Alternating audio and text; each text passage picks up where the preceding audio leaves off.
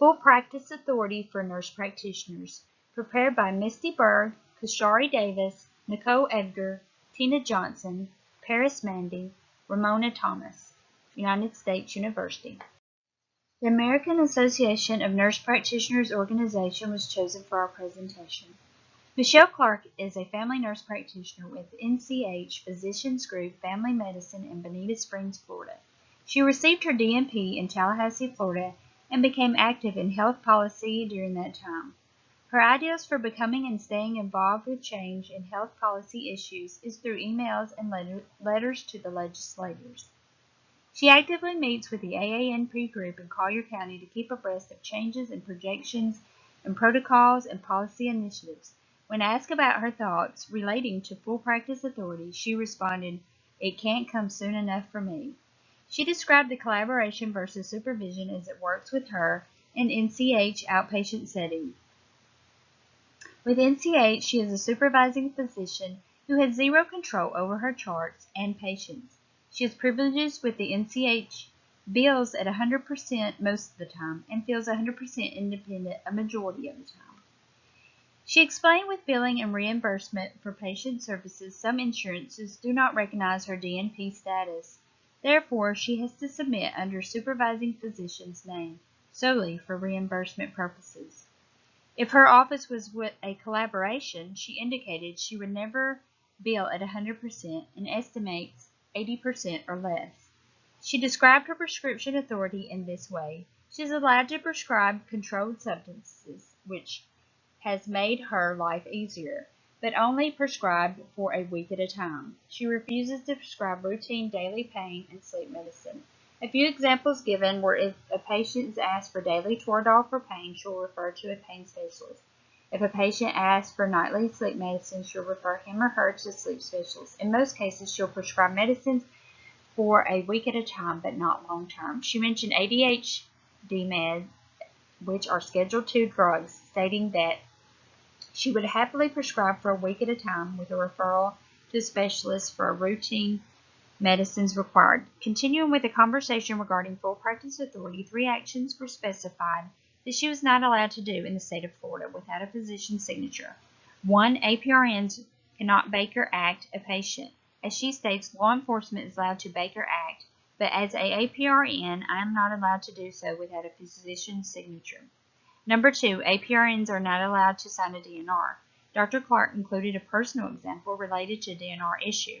She is currently managing an 89-year-old female patient receiving chemotherapy for cancer. She has managed the patient for a lengthy time. The patient came in last week and wanted her to sign a DNR status. Dr. Clark had to explain that she was unable to do so and had to ask her supervising physician, who has never seen or managed the patient, to sign the DNR. Number 3, APRNs are not allowed to sign death certificates in the state of Florida.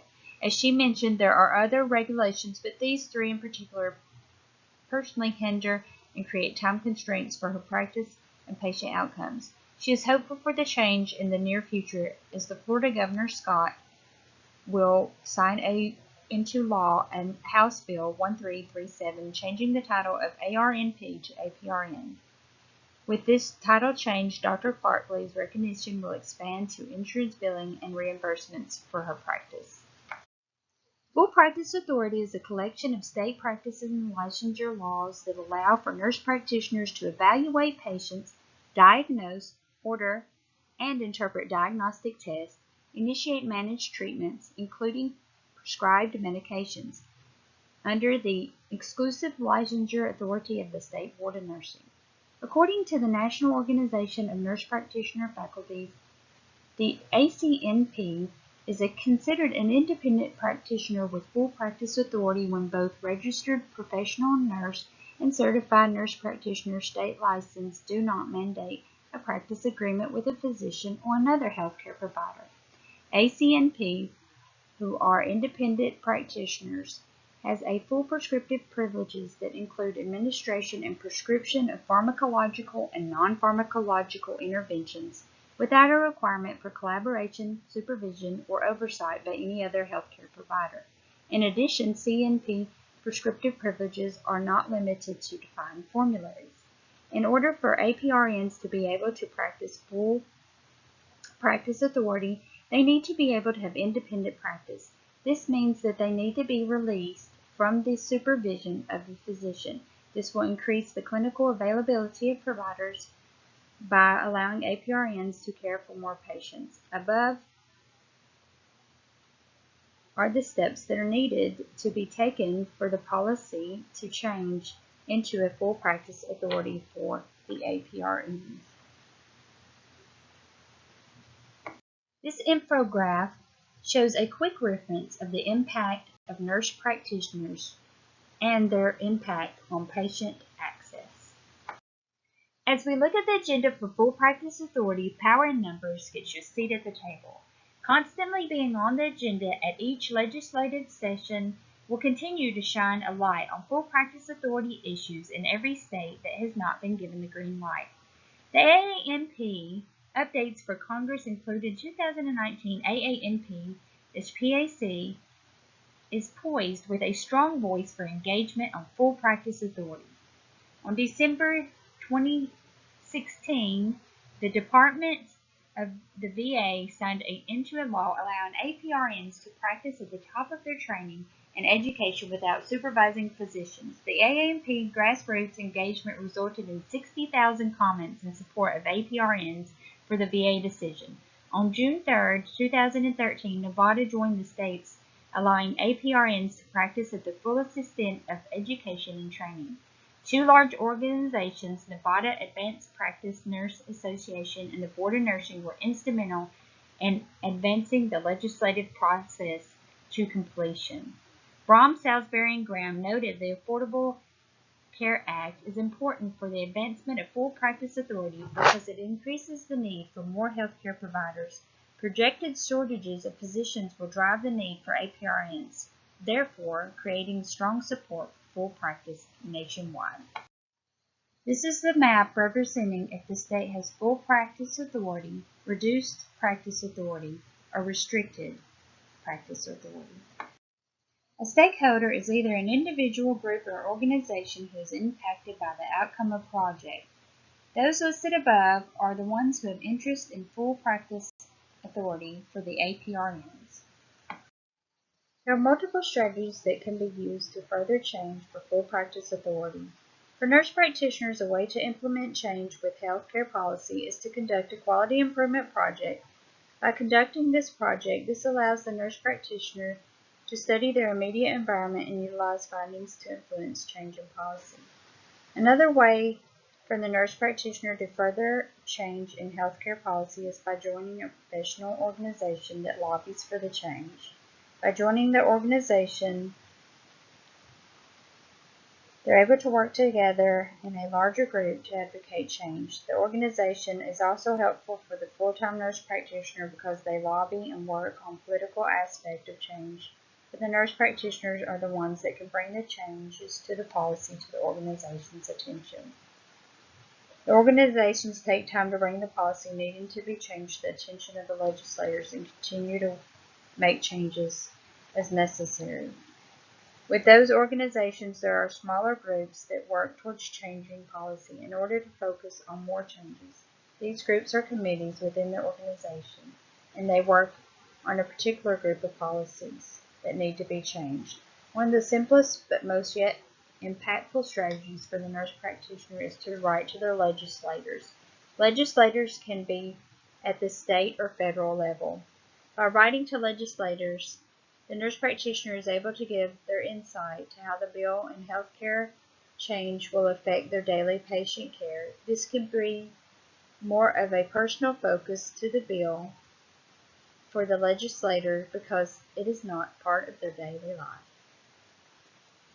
On a local level, nurse practitioners can become involved by joining the local meetings and organizations such as school board and PTA. At a local level, nurse practitioners can be involved with youth and begin changes to help the community and implement change.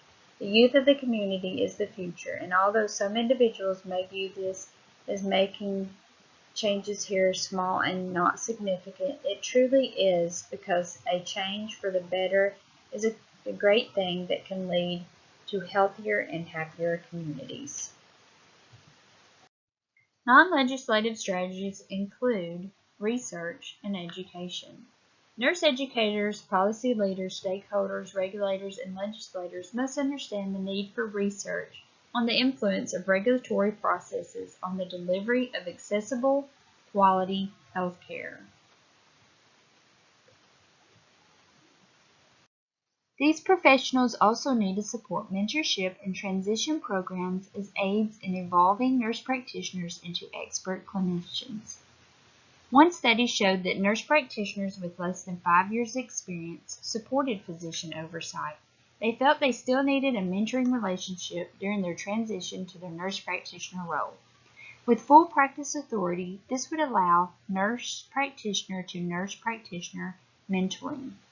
In 2015, medical schools only graduated 1,965 total from primary care residencies, in contrast to the 14,400 nurse practitioners that graduated from primary care practices.